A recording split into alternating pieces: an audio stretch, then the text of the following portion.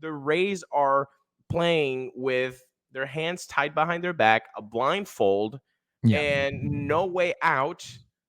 It's really unfortunate. And if the Rays want to land those types of guys, I think they would have to resort to paying like a 10, 15, 20% tax on the next best offer. And I don't think the Rays are prepared to do that.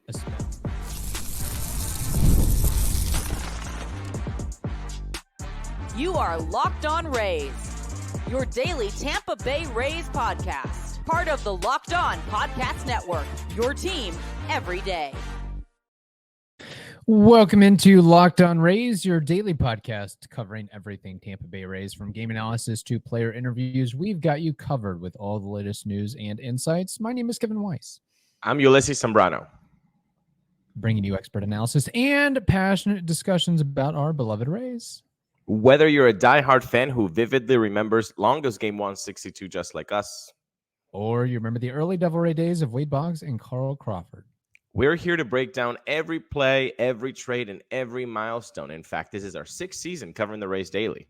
And every season up till now, they've gone to the playoffs, but you can still grab your favorite Rays gear, settle in, and subscribe to our Locked On Rays YouTube channel and other podcast platforms.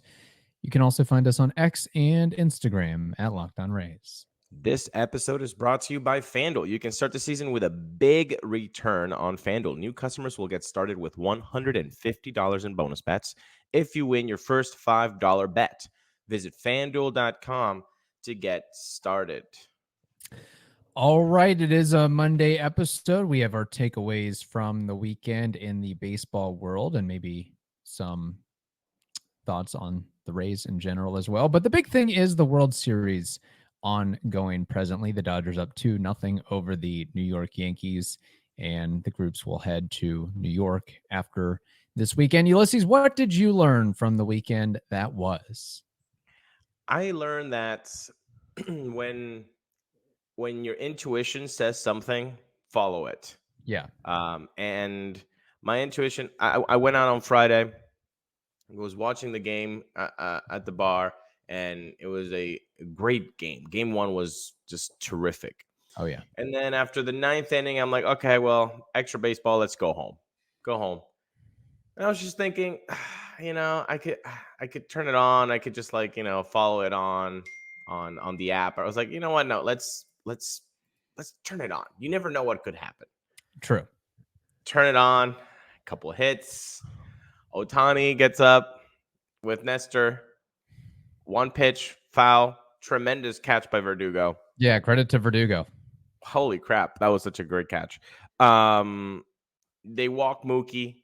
It was just pebble by pebble, step by step of like something is going to happen here. And then Freddie just lays down that blom, because that's what it was. I mean, off, and I was just, I was so happy that I was like, yes.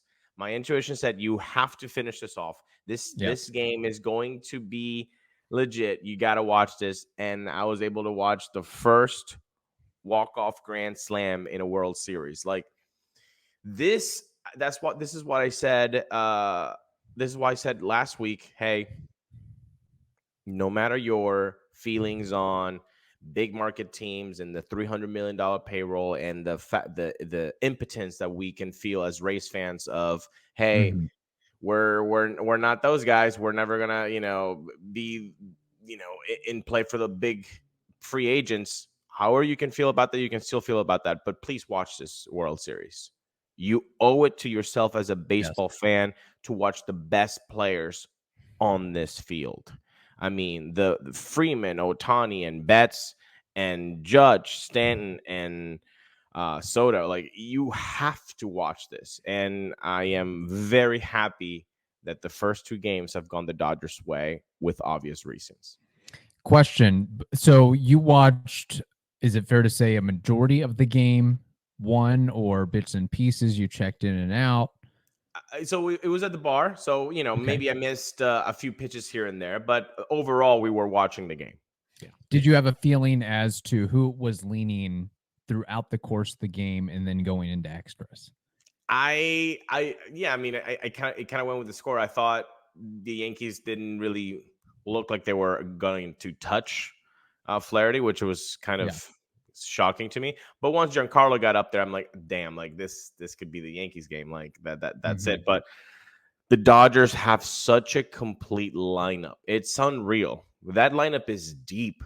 You don't have a rest, man. Like if you compare it to the Rays lineup, it's like, you get to the Rays lineup has this past season had like 7 rests. It had almost 7 rests on a day-to-day basis. I mean, after the 5th hole, it was like, okay, these guys we can just go with our secondary stuff. We don't even have to touch them with our first stuff. But the Dodgers lineup, that's video game like, man. That's video game like. Because like I mentioned those 3 guys, but then you still have Teoscar and Will Smith to deal with, and Max Muncy. Like, yeah, guys, you're forgetting about those guys because of the known quantities and future Hall of Famers that are like, I think we can agree with Mookie Betts and Freddie Freeman and Ohtani, among others as well. So the Dodgers are up 2-0. We said on last week's program that it would be Dodgers in 6. Game 3 and game 4 is in New York. Game 3 probables are Walker Buehler versus Clark Schmidt. Game 4 TBD on the Dodgers end versus Luis Gil. Any chance on a scale of 1 to 10, 10 being the Dodgers are going to sweep this thing and make it look easy, 1 being no chance, where do you fall in that line? With the caveat that it has been a minute since New York has participated in the World Series, whereas the Dodgers, and I know players change hands, but the organization as a whole has been pretty stable for Los Angeles, and they have a lot of experience on how to attack World Series, not necessarily winning them, but this is not, as they say, their first rodeo. This is the 4th time that the Dodgers have been in the championship since 2017. So they have a lot of reps under their belt as to how to attack series like this, I would think. Yeah, and the guys that maybe are new have dealt with this, and the guy who maybe is the biggest name and hasn't dealt with this, Shohei Ohtani, dealt with it in the World Baseball Classic. Like, yes, they've been at moments where you have to be at your best, or else the season is over, the tournament is over, and I wouldn't say, because of the game 4 with the bullpen game that the Dodgers are going to be using, I don't think the sweep is the smart thing to take if I had green Skittles. But it's definitely way more probable now. Yeah. I mean, great analysis here, but it's way more probable now than when we started this series. But honestly, I'm not even – it's game 4 that does it to me, because Clark Schmidt against that lineup, I don't think that's good news for the Yankees. I mean, if you're the Yankees right now, I don't see how you're feeling at all positive with Clark. I mean, I know Walker Buehler is not the Walker Buehler that we thought we were going to get when he came up. I mean, he was supposed to be the next it guy. He never really exploded like that, but we know the talent is there. Right. I'm not really worried about Walker Buehler. I'm worried about Clark Schmidt. How is he going to handle this? The biggest start of his life. And I got to thinking this, and I don't know where people feel on this matter, but is it worse to not make the World Series, say like lose in the championship series, versus being in the World Series and get swept in 4 games? Ooh. Oh, that's rough. Yeah. I just wanted to put it out there for thought. Because I feel like nobody really remembers the team that loses in the World Series. But if you get swept in the World Series, I feel like you might get remembered for infamous reasons, so to speak. The first one that comes up to me is the Rockies in 2007 against the Red Sox. They just got swept, man. Yeah, that was a crazy. And after winning, what was it, 21 out of their last 22 regular season games, something absurd like that, right? Yep. Yep. All right. We have more to discuss. I've got a takeaway or 2 from the weekend. We also have some listener comments as well. But first, we have to tell the audience something important. Ulises, you had mentioned green Skittles. I may know a place or 2 where you could and should put those green Skittles. Well, that's right. And that's PrizePicks, people. I mean, we've told you about PrizePicks It is the best place to get real money sports action. With over 10 million members and billions of dollars, yeah, that's a B, in awarded winnings, PrizePicks has made daily fantasy sports accessible to all. You just pick more or less on at least 2 players for a shot to win up to 100 times your cash. You can run your game all season long on PrizePicks. In fact, let's do a little PrizePick action right here with Kevin Weiss. Kevin, okay. Do you think Mike Evans will reach 1,000 yards this season? He's always done it since 2014. Yes, he's done it, but I don't think this is going to be the year. He's got a ways to go. So I would say I would take the under. All right. And what about Baker Mayfield? Is he going to be throwing around 3,000 yards this season or not? I think he'll get over 3,000, maybe closer to 3,500. I definitely don't think he'll get to 4,000, but I think 3,000 is within the realm of possibility. So you know what? You can take Kevin's opinion, go to PrizePicks, and then sign up today. Get $50 instantly when you just play $5. That's the one with Lincoln on it, people. You don't even need to win to receive the $50 bonus. It's guaranteed. PrizePicks also offers weekly promotions that can lead to big payouts. So today, download the PrizePicks app. Use code LOCKEDONMLB to get $50 instantly after you play your first $5 lineup. Okay? So again, download the app. Use code LOCKEDONMLB to get $50 instantly after you first $5 lineup. Download PrizePicks today. Run your game. So, Ulises, you mentioned the walk-off grand slam heard around the world in Game 1 of the World Series. Freddie Freeman doing that with a lot of pomp and circumstance. And it just got me thinking, putting a little Rays angle on it, that the Rays were very close, evidently, to landing Freddie Freeman, making a very competitive offer to get him in the organization. Last numbers that I saw and heard were the Rays coughed up 6 years and $140 million, and then the Dodgers ultimately landed him with a 6-year, $162 million deal. That is the tax you have to pay for uprooting your family from, I guess, Georgia to California. It's like, you got to give me some more money here and there to make this a worthwhile decision. So, and I got to tell you, if Freddie Freeman landed in a Rays uniform, I think we'd probably have made the playoffs this year, and maybe would have gotten further in the playoffs previous year, because this individual is the epitome of consistency, and he is well on his way to being in Cooperstown, especially if the Dodgers win the World Series. And being able to have cemented moments like he did in Game 1 really works in your favor as well. But on the contrast, or to put it another way, Freddie Freeman probably has to be thinking, if the Rays were his number 2, and he ever looks back, probably now in hindsight, it was a good decision to pick the Dodgers based on where they're at right now and where the Rays organization and what they're dealing with is presently. Because when the Rays made the offer to Freddie Freeman, this Wander Franco stuff wasn't out there. I think that was probably part of the appeal of Freeman playing in a Rays uniform, is, hey, you get to go toe-to-toe with Wander, and we're going to make playoffs every year and maybe go deeper, and it's going to be great and wonderful and legendary. And then you have Hurricane Milton, which wipes out Tropicana Field and leaves the Rays essentially homeless or unhoused for the foreseeable or long-term future. And just a lot of other stuff that this team, this franchise is dealing with. So Freddie Freeman has to be looking back and saying, I'm glad I didn't go to the Rays. Yeah, I mean, I think he should be jumping for joy. Now, if we take what you just said and just put a very big Rays spotlight on it, as Locked On Rays we are,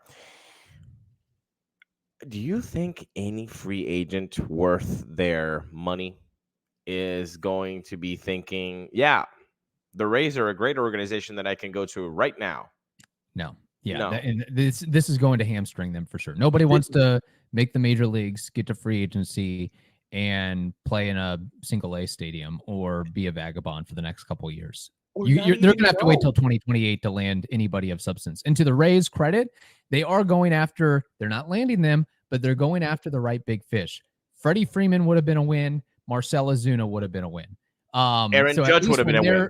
Yeah, when they're putting out those dollars of amounts of money that the Rays typically don't do, never do outside of, Wander and maybe a couple others, they are so confident that that player will perform over the length of the contract. And that's what we're seeing right now from Freeman and Ozuna, respectively. I mean, 4 players.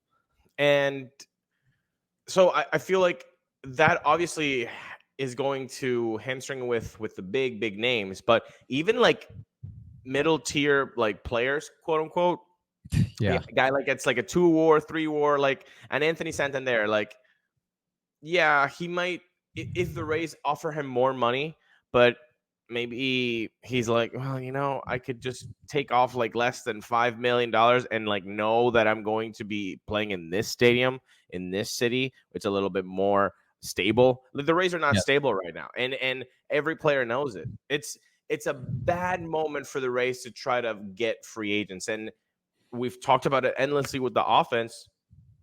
You have to fix that. If you want to do something, Eric Neander said it, we have to fix this. So if you have to fix it, I don't think Rays fans should be looking at the free agent pool like, hey, these guys are some potential targets for them.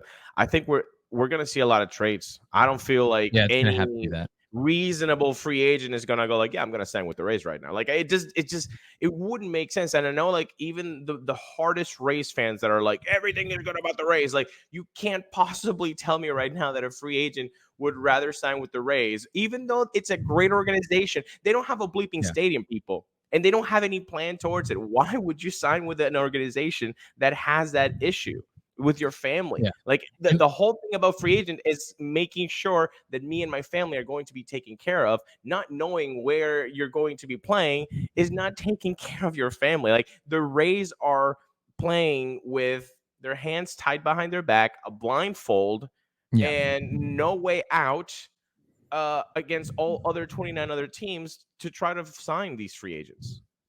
It's really unfortunate. And if the Rays want to land those types of guys, I think they would have to resort to paying like a 10, 15, 20% tax on the next best offer. And I don't think the Rays are prepared to do that, especially as we've talked about on the program, the revenue stream issues that are afoot with the TV deal and where they're going to play the next 3 years. So it is not a good situation to be in. And it is, I think, ultimately going to impact the 26 and 40 man roster and the types of guys that you can command. So really, this is the time for the Rays front office and analytics folks to shine, not only in trades, but if you can find a diamond in the rough, if you can find a Med Rosario that nobody else wants, that you can untap something from that particular player and turn them into a plus player versus a minus player, they got a lot of work to do over the ensuing months and years. So I just want to throw that out there. I also want to throw out that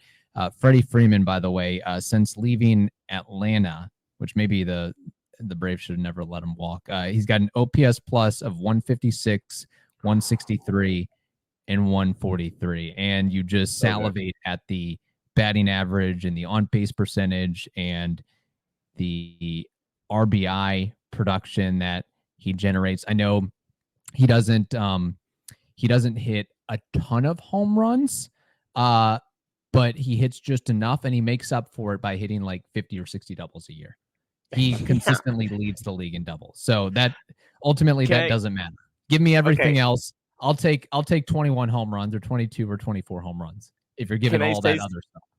Since 2018, which was his third All-Star year, he has, and taking out the 2020 season, 23 home runs, 38 home runs, 31 home runs, 21 home runs, 29, 22.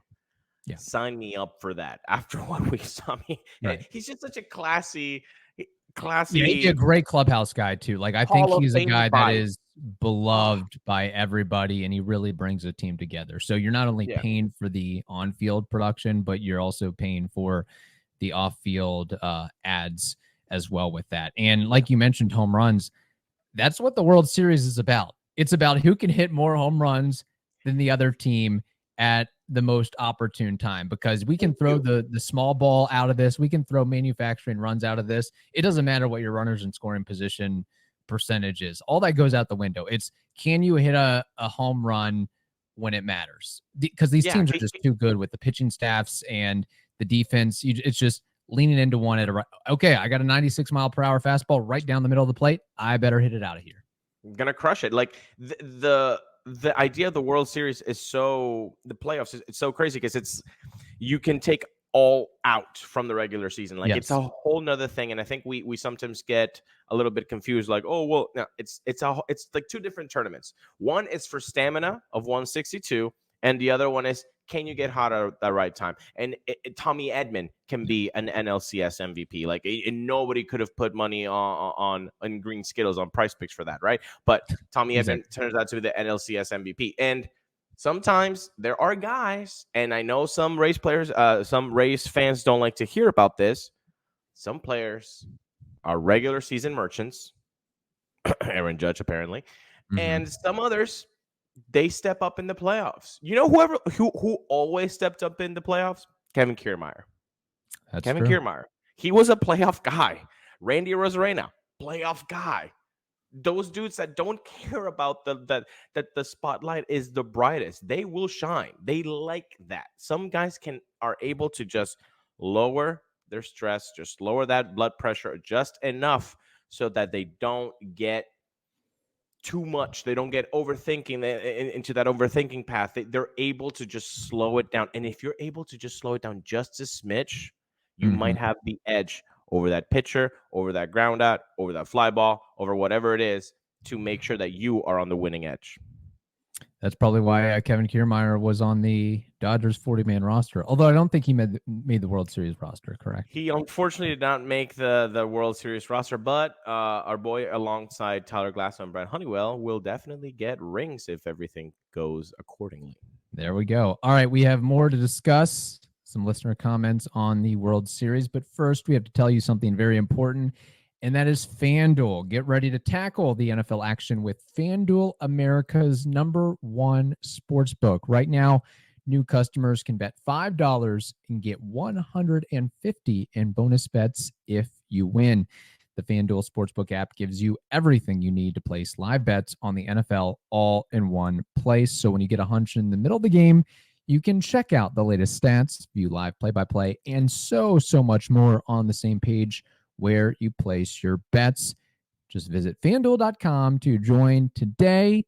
You'll get started with $150 in bonus bets if you win your first $5 bet. That's FanDuel.com. Never waste a hunch and make every moment more with FanDuel, an official sportsbook partner of the NFL. All right, Ulises, getting to some listener comments, their takeaways from the weekend in the first two games of the World Series. Just rolling through these here. David Lopez says Law and Order reruns are good. So I guess he is not watching much of the Fall Classic, although you might want to based on some of the activity level that's going on. So you gotta watch this, man. Even I get it, man. But you gotta watch this, man. It's not too late to just watch it with a grudge. It's fine. Yeah. Get yourself a drink in hand, and then just try to watch this. This is you really, still have at least 2 more games to go for this thing. Sully, our buddy, says the Yankees cannot slug their problems away against LA the same way they did against Kansas City or Cleveland. La Gayaba says the Rays are well positioned with pitching and future looks bright as long as we can get 2 solid hitters added to the team. Yes, if you can get a couple home run hitters, that could and should hopefully make the difference in the postseason. But where you're going to find those guys, that remains to be seen. Danny Perez says even the best hitters in baseball can slump when the lights are brightest. I assume he is referring to Mr. Aaron Judge, among others. Chris Snyder, that my prediction of Dodgers in 5 will probably come true. As we have seen as Rays fans, the Yankees the Yankees makeup is a couple superstars, and then the rest are overpriced past their prime. If you have good pitching, they are extremely beatable. The reason they made the postseason is the American League was unusually weak. Josh Freeman Goat says Arson Judge, not Aaron Judge, but Arson Judge never changes. It's beautiful, honestly. So I think that's what we got from the listeners out there. So. Can I say something? Yes. Aaron Judge not performing in the playoffs is so good for baseball.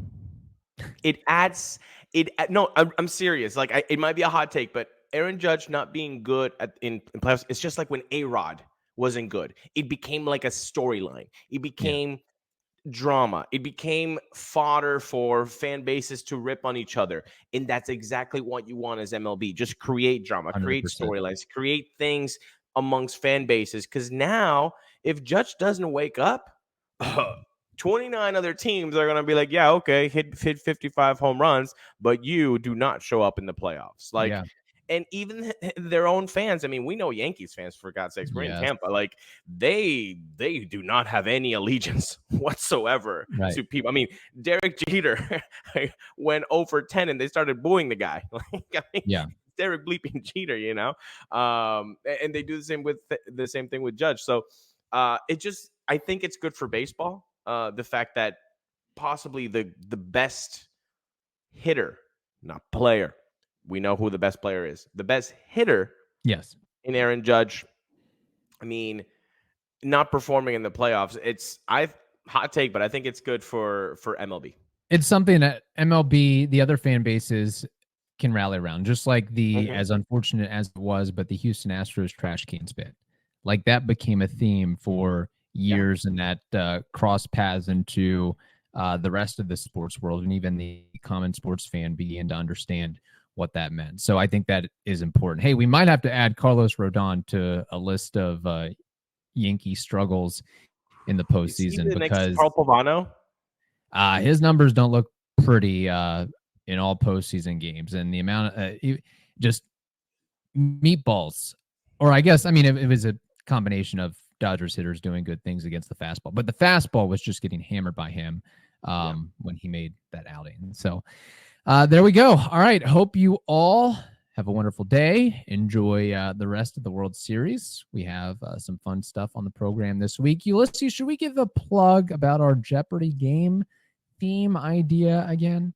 Yes, we do. Okay, people. So we have the prop bet episode for the off season. Okay, so only off season prop bets. Nothing that will happen on the field in 2025. Anything that will happen before opening day, that's a prop bet that we're willing to take. And you guys can send us that. We're creating a Jeopardy game with that, and you can be a part of it, not only by sending those prop bets, but if you send a voice memo prop bet, guess what? You're automatically entered into the fantasy league that we have every year, the Locked On Rays Fantasy League. If you send a prop bet with a voice memo, guess what? You are already in the fantasy league.